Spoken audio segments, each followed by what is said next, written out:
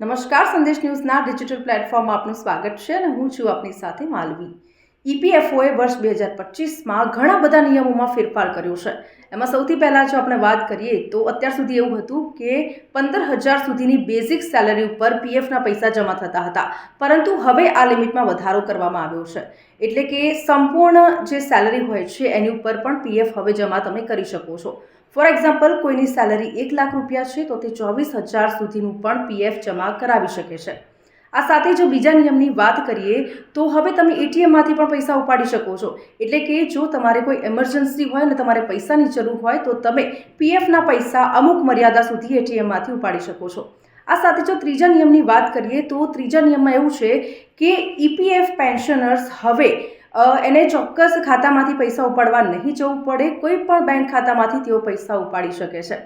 એટલે હવે ચોક્કસ બેંકોમાં નહીં જવું પડે, કોઈ પણ બેંકમાંથી તેઓ પૈસા ઉપાડી શકશે।